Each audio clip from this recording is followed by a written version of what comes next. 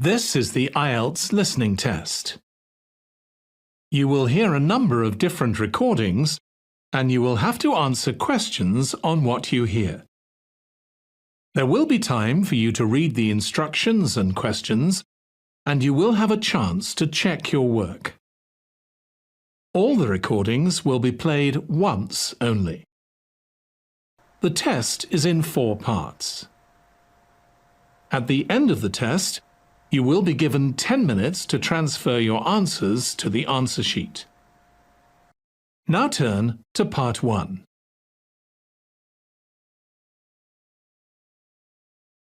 Part 1. You will listen to an interview with Mr. Sargent and a customer care officer of a vacuum cleaning company. First, you have some time to look at questions 1 to 5.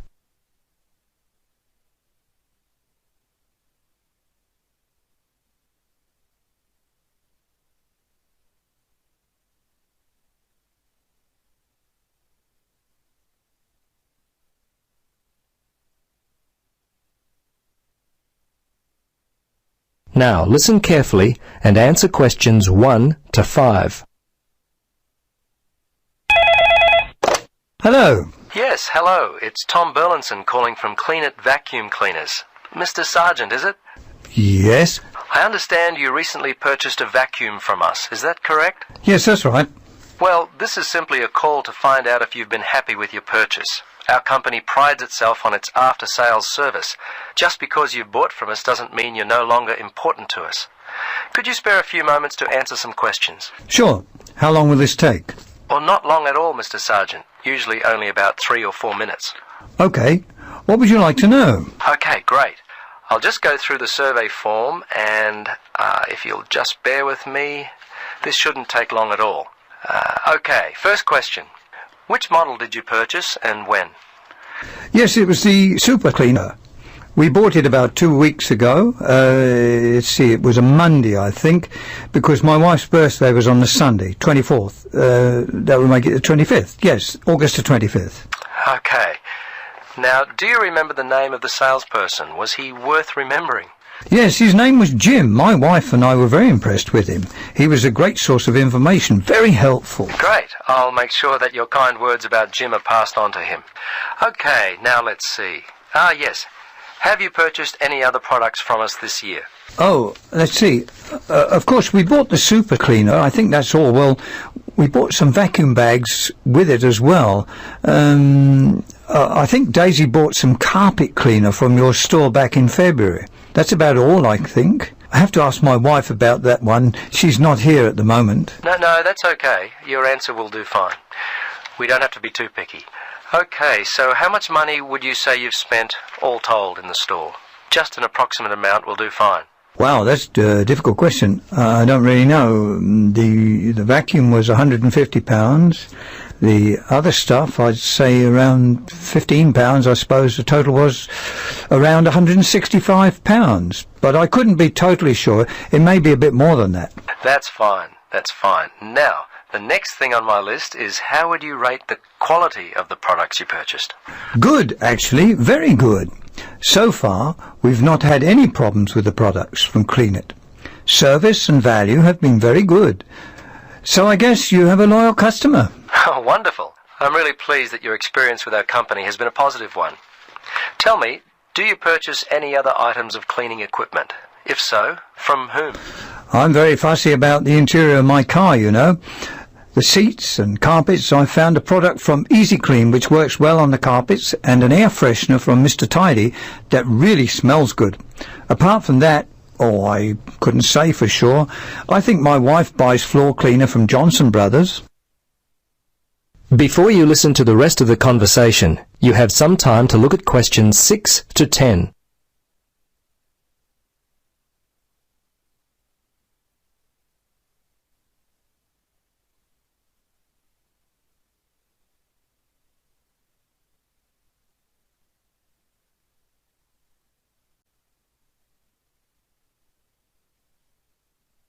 Now listen and answer questions 6 to 10. Well, we've just introduced a new line of car fresheners. You might like to stop by. We'll offer you a 20% discount. Okay, we're almost to the end of the questions. Now, I know you were happy with Jim, but overall, how would you rate the quality of our service? Fine, I thought it was good. The lady in accounts was a little unfriendly, but overall I would say the service was quite good, actually. Jim made all the difference, and you certainly seem to be a very nice person. Oh, thanks, Mr. Sergeant. Please, Tom, call me Terry. Oh, okay, Terry. Very good. Second last question. We're thinking of expanding our trading hours. When are the best times, the most convenient for you to shop? Oh, I'm not a shopper. I mostly leave it all up to my wife. She works full-time.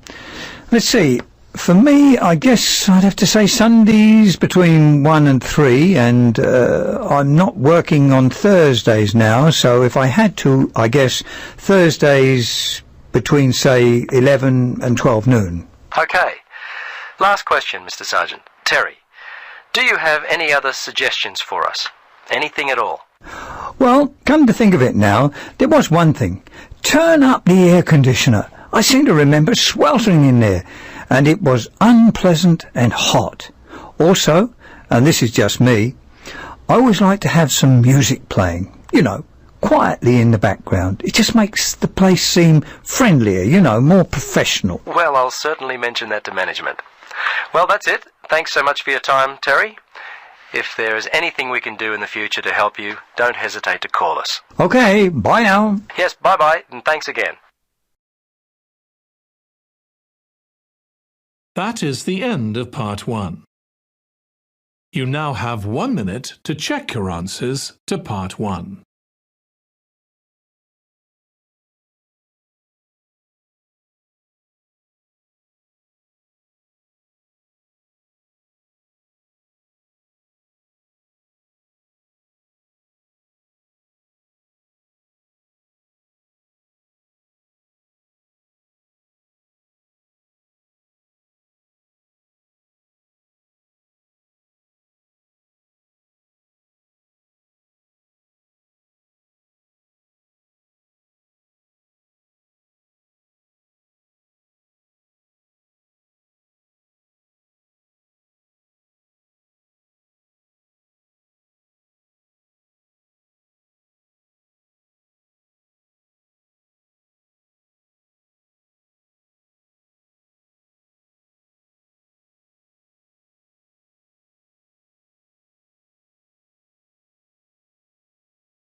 Part 2. You will hear an interview with an adventurer, Colin Clark, about trekking through the Sahara Desert. First, you have some time to look at questions 11 to 15.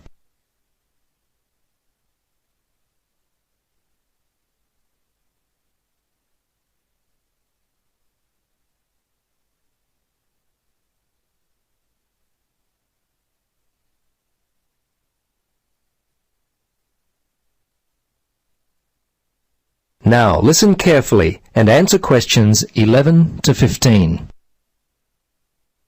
After years of planning, Colin Clark finally got the opportunity in the winter of 2002 to visit and trek through the magnificent Sahara Desert. Earlier today, I talked with Colin about the trip and recorded this interview.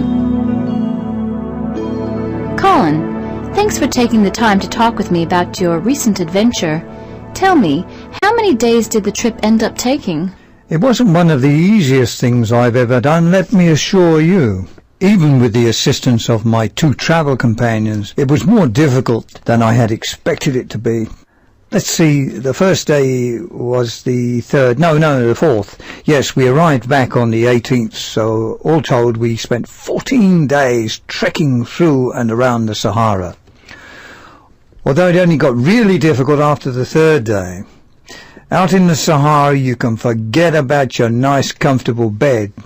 Try as I might, I couldn't get comfortable at night, so after day 3 I was feeling weary from lack of sleep.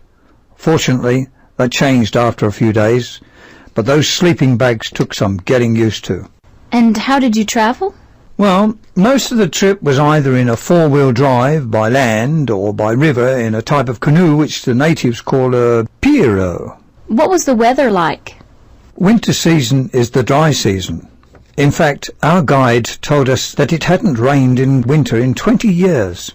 Out in the desert, people don't even bother setting up a tent. They just jump straight into a sleeping bag. You can imagine our surprise when on day 8 we encountered a little light rain. Anyway, on our first day, and I remember this moment well, the sun had just begun to rise. I was sitting on the roof of the four-wheel drive photographing some of the landscape. At that very moment, we knew we were going to be in for some scorching weather. It was only about 8 a.m. and the roof of the car was getting too hot to sit on. I asked the guide if he knew what the temperature was, and he said it must be at least 85 degrees. That's Fahrenheit, by the way. And this was supposed to be the cool of winter. The rest of the trip was pretty much the same, although at night there was a considerable break in the heat. One night I even needed a blanket, which is pretty common at that time of the year, but it was never that cold. Before you listen to the rest of the conversation, you have some time to look at questions 16 to 20.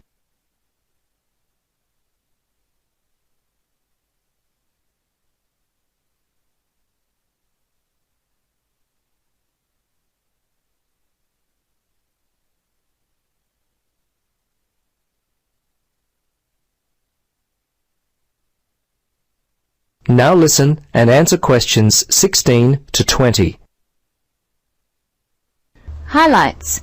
I assume there were many, but are there any moments that really stand out above the rest? Yes, I'd have to say the simple pleasure of camping out in nature, especially at night, was a highlight. The light of the moon and the stars was just breathtaking. Not a sound to be heard in the still of the night. I won't forget that amazing experience. On day 12, we arrived at the Niger River, where we had to take a ferry across to Timbuktu. You don't know how uncomfortable a four-wheel drive can be until you've bounced around in one for 4 days. In most parts of Africa, you have to drive through mud and deep potholes to get around, and this was certainly the case travelling to the ferry. When we got to the river, there were 26 vehicles waiting to board it. Wow. But I'll tell you, finally arriving at the Niger River and getting out of that four-wheel drive was a much welcome break, which I won't forget. The ferry itself was built to hold 5 vehicles and was supposed to take an hour and a half to make the return trip. We realized it was going to take a better part of a day to get on the ferry, so we decided to take a pirogue over to Timbuktu with our luggage, which was another highlight for me personally. The pirogue is an interesting form of African transportation. Basically, it's a modest-sized vessel which resembles a dugout canoe. They're a common way to travel a river in that part of the world. They range in size from 2 to 6 person, but they never carry those numbers in Africa. It's not uncommon to see a pirogue built to carry 2 people actually carrying 8 people, or the larger 6-person size with 20 people on board. But it has to be people that don't place a high value on their life. I see. Most of the pirogues are propelled by hand, but a few have motors. There's a larger canoe that they call a pinnace. These are actually quite large. Almost all the pinnaces have a motor and are used mostly for freight or cargo. I'd have to say that I'm very pleased to be safe at home.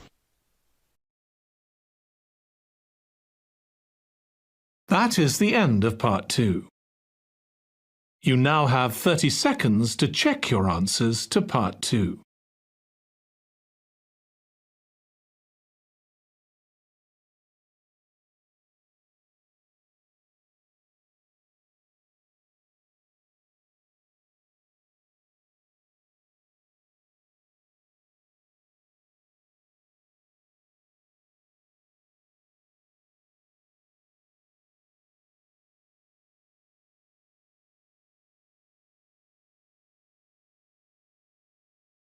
Part 3. You will hear 3 linguistics students, Joe, Martin and Angela, discussing the presentation that Joe is giving soon as part of his course. First, you have some time to look at questions 21 to 26.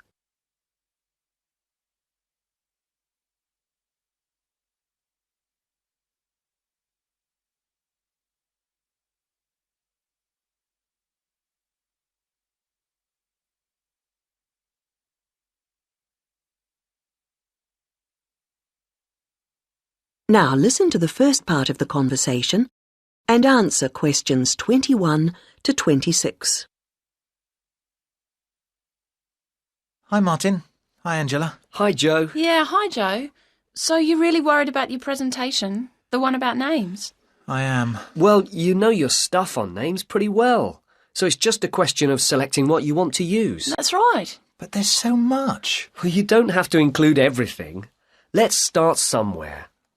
Well, for example, there's a lot to discuss about people's names in terms of culture. It would be a good way to start, bringing in issues of religion, society. I thought so. As long as you can keep it concise, since it's potentially a large area. I'll pick out some key points. Good. Now, that will tend to be about differences. What about something on ways in which naming practices are often similar across different languages? That sounds good. I'm not sure how much I could say that's really about just names and not really general language. Maybe you need to give that some more thought. Yes, I'm not ruling it out. Well, what about what first names mean? That's got to be specific to languages or language groups. Yes, there are all sorts of different principles at work. It's a rich area for discussion. And you can present lots of examples. It would mean a good slide or two. I'll enjoy making those up. Don't forget to put our names in. No, OK. Right, where have we got up to? Yes, now there's the question of place names. Ones where the name of the place is the word for the situation, like something to do with sea or mountain, etc. Yes, people often don't realise the origin. It sounds like it's just a translation issue to me. Don't you think you might give that a miss? Given the time limit, perhaps you're right. You need something on place names. Could you get history in?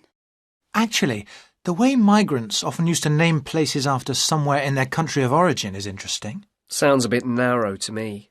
Well, I'd hope to build it up a bit. Perhaps you should make a final decision on that later. OK, I'll see how the rest of it goes first. Is that the lot? No, there's still country names, the origins of those. I think that's an interesting area. Yeah, because it's something we often don't think about. It'd be a way to bring in various aspects. History, certainly. I could project a map of the world and have people match the original meanings to the countries. Well, that seems to be a foregone conclusion. Fine. Yes, I'm feeling clearer already. Now you have some time to look at questions 27 to 30.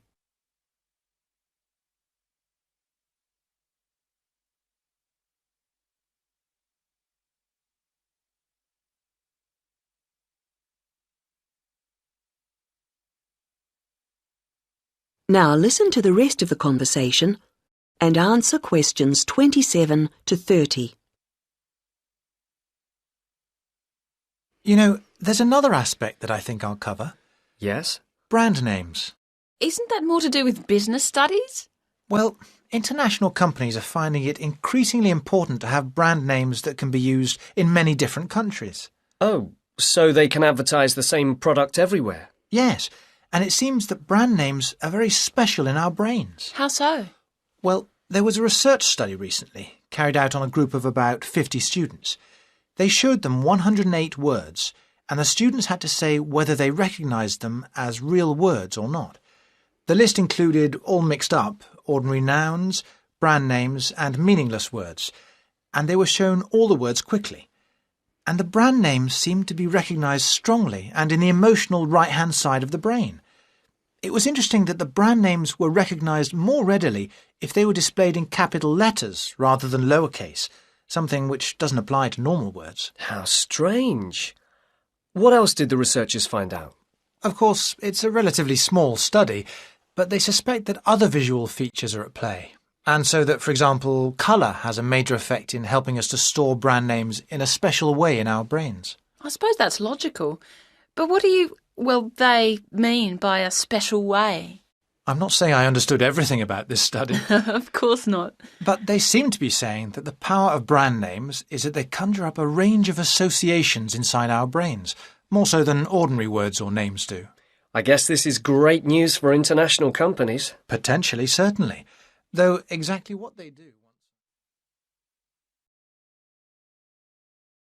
That is the end of part 3. You now have 30 seconds to check your answers to Part 3.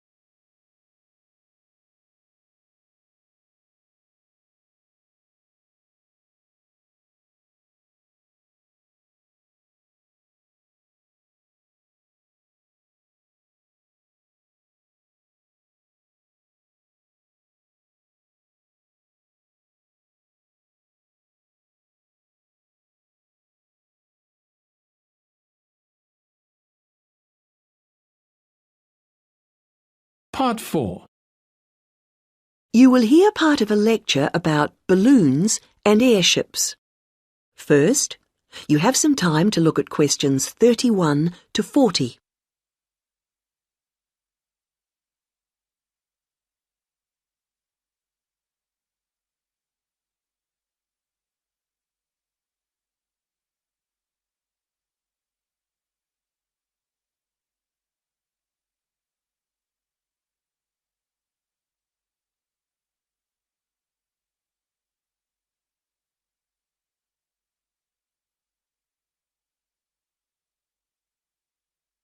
Now listen to the lecture and answer questions 31 to 40.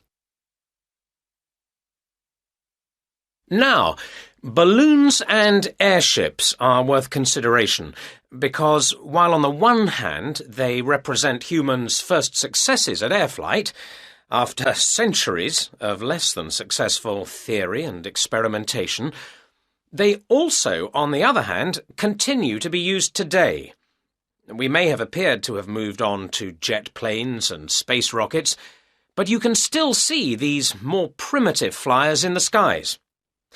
OK, gas balloons first. France saw the first balloon flight in 1783, and this began a process of development. By 1862, in the Civil War in the United States, we find Thaddeus Lowe replacing spies with balloons to go behind enemy lines. The success of this led to the continued use of balloons in peacetime, and they were employed in the creation of maps. And such applications continue to this day, with balloons assisting in increasing our knowledge and understanding of the world we live in. Unmanned balloons are still widely used to collect data to inform scientific research of various kinds. You'd be surprised at how much they contribute. All sorts of instruments can be mounted in a balloon, and ongoing investigations into climate benefit from the information that can be gathered from a flight. Well, that's gas balloons. Now, the increase in the popularity of ballooning as a sport or leisure activity has been mainly due to the development of the modern hot air balloon, being cheaper and safer than the gas balloon. Heating air, rather than using potentially explosive gas, is what makes these rise, although the process doesn't generate as much lift as with gas balloons. But this is a small price to pay for its other benefits, and this type of balloon is no doubt here to stay.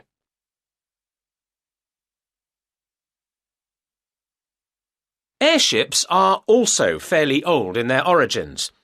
The idea for a balloon that could be powered and steered was first published in France in 1784, although 1852 was the date of the first successful airship flight. The first airships, like the first aircraft, didn't provide any weather protection for their crew, so it must have been rather uncomfortable up there. But designs continued to develop in sophistication. It was realized that the ships would drift about if they weren't strengthened, and that to work effectively, they would have to have a framework. Once design started incorporating this, flights became longer and more reliable.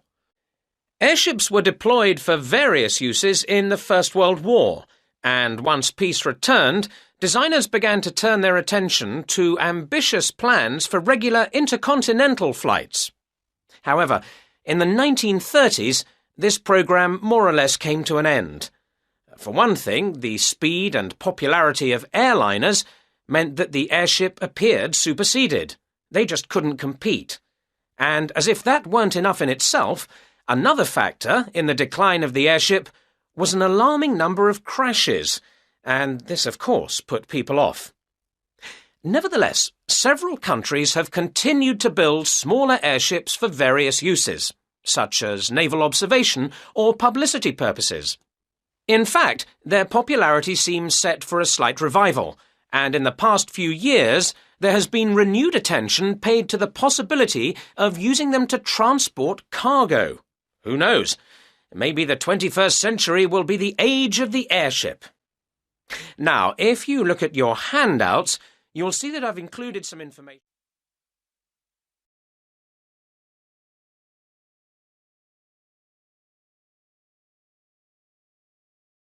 That is the end of Part 4. You now have 1 minute to check your answers to Part 4. That is the end of the listening test.